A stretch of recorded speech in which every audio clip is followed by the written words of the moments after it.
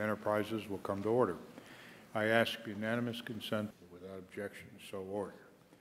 Pursuant to agreement with the... My team and I tried our best to get the SEC to investigate and shut down the Madoff Ponzi scheme with repeated, incredible warnings to the SEC that started in May 2000 when the Madoff Ponzi scheme was only a $3 to $7 billion fraud. We knew then that we had provided enough red flags and mathematical proofs to the SEC for them where they should have been able to shut him down right then and there at under $7 billion.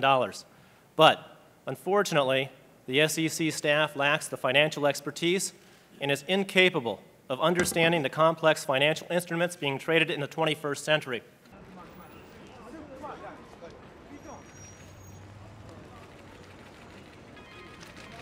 Are you ready to be going home? Mr. Madoff, how you feeling today? What did you say? Mr. Madoff, what did you say? Don't make this push his back. Why were you getting rid of all the jewelry, Mr. Madoff? Why were you getting rid of the jewelry?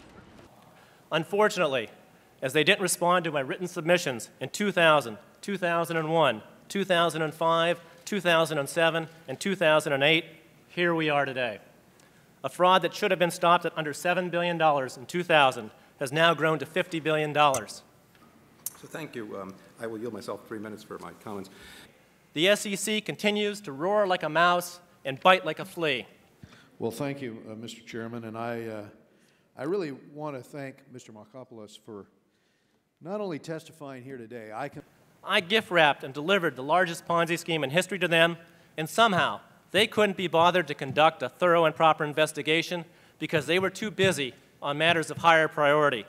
If a $50 billion Ponzi scheme doesn't make the SEC's priority list, then I want to know who sets their priorities.